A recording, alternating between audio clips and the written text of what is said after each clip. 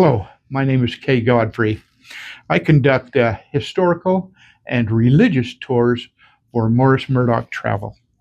They would include such sites as the domestic sacred church history sites, perhaps following apostles overseas, travel to Israel, Jordan, Egypt, these kinds of tours.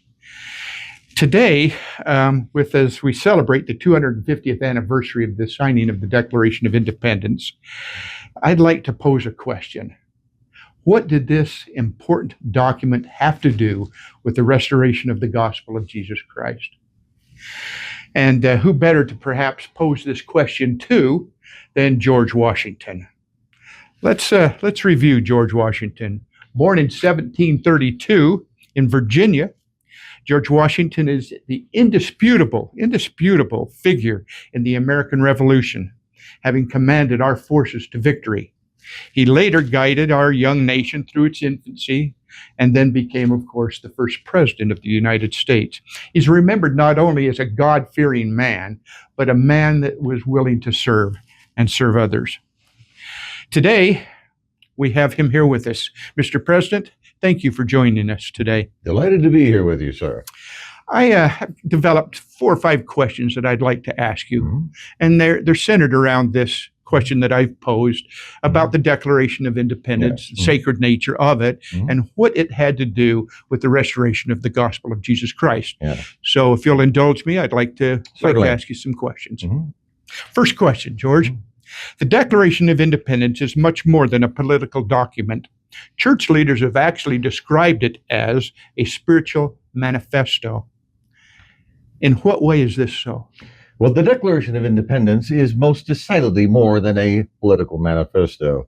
Those who wrote this document, this written on the parchment here, were Christians. And into this parchment, they infused their beliefs that man was not created to be a servant or a subject, that man is accountable for his own deeds, his own destiny, and his steps back to the God who created him. The Declaration, for the first time in human history, told the king that the people would be free. They gave this to the world as a gift to their children and to ours. Thank you. Second question, George. Looking back on your life, do you view yourself as a political rebel, perhaps? Or were you simply a pioneer clearing the way for a future path for a marvelous work and wonder? A pioneer, most assuredly. We were treading on ground never trodden before Americans and the world could be free. Of someone had to stand and tell the heavens that we were prepared to embark on a holy crusade to build a place where the gospel could be founded after millennia of absence. If kings, priests, and dictators still ruled, the fate of rebels, whether secular or religious, would be possibly prison or death or even a cross. If the government can decide our conscience, no one, regardless of race or creed, could pray and worship in safety. Okay. The third question. You famously have advocated for a government that gives to bigotry, no sanction, to persecution, no assistance. Well, given that the restored gospel of Jesus Christ required a free market of sorts, did you feel divinely inspired to see to it that the Declaration of Independence protected these rights? Oh, yes. The gospel, also known as the good news, permits a man or woman to fail as well as to succeed. We are our own agents, sir, to seek out the best and not slumber in mediocrity. What we do with our lives, our fortunes, our sacred honor is ours to choose.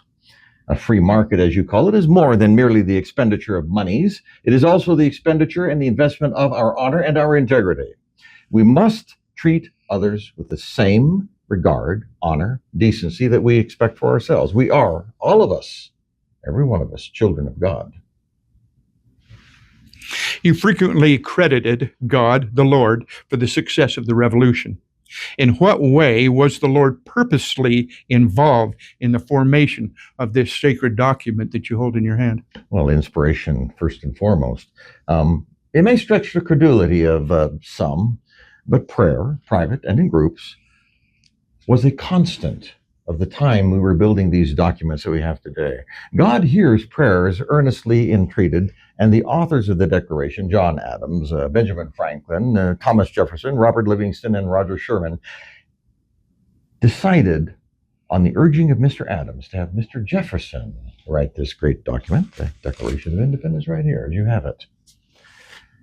Now, there have been some of ill intent who speak the calumny that Jefferson was irreligious. They're fools. Read what he wrote.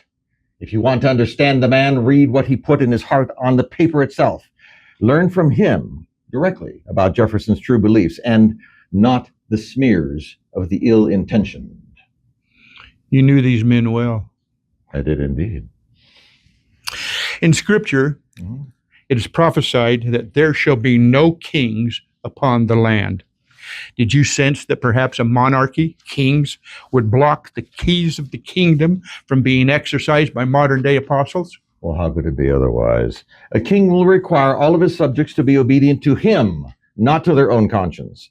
Had a monarch continued to rule this land, well, the soil would never have been rich enough to permit the flowering of truth or enhanced by our own beliefs. Not a spectrum of beliefs, sir, but a monochrome would exist. No matter the monarch's intentions, whether they're good or bad, ill or well-intentioned, there would be no chance for the flowering of truth beyond his own beliefs. He would suppress everything else. We needed to have no king but one, King in heaven. Well said. Now, a very personal question, if you don't mind, President. According to a vision by a modern-day apostle, Wilford Woodruff, you appeared in the St. George Temple and testified that you never apostatized from the foundation that you laid. What role do you now think the Declaration of Independence played since you received the ordinances of the restored gospel? Well, as a matter of liberty, a freedom of conscience. In other words, it has been everything. The American people, and now the world, have been blessed with the right to kneel through this Declaration of Independence, to seek revelation and inspiration, and to stumble betimes and rise again. Our path back to God requires these rights. And now, well, our Constitution, this document right here, exists.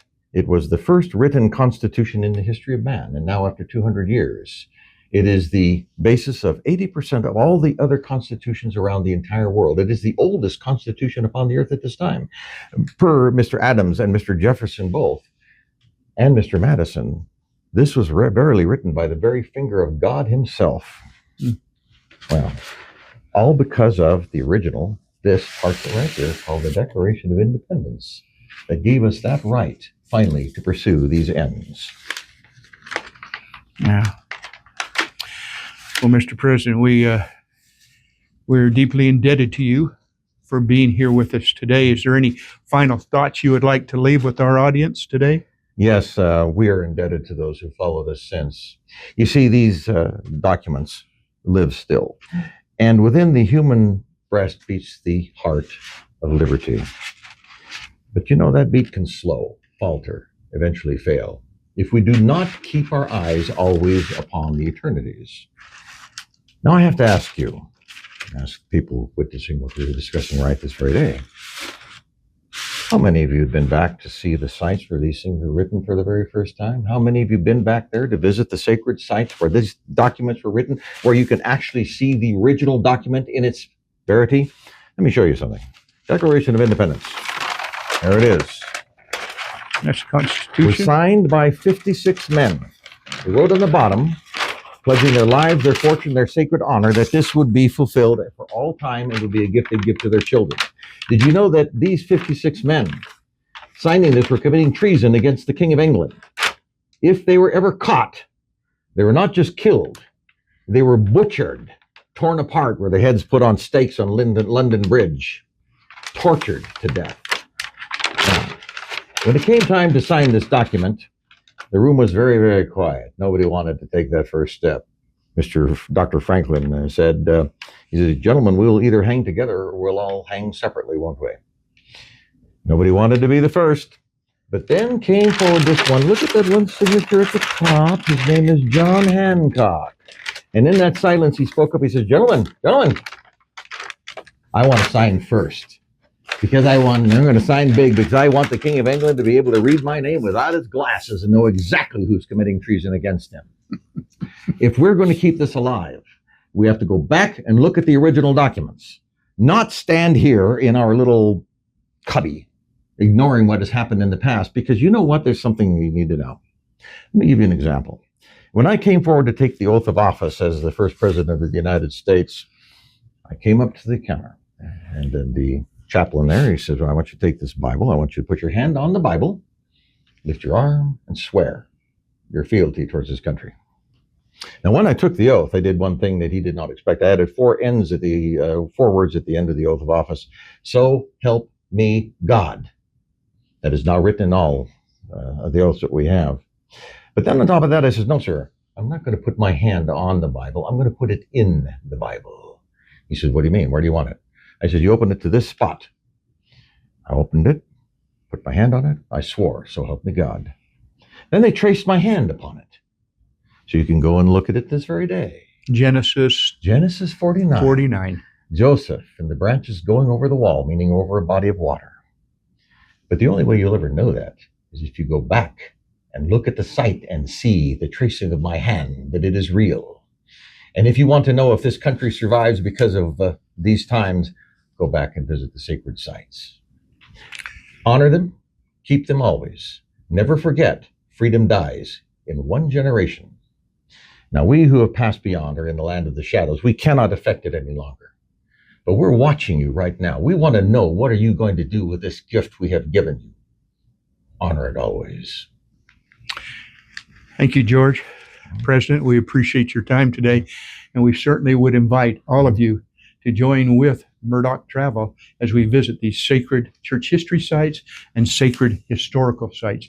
Join us as we see these documents and they become a part of our lives.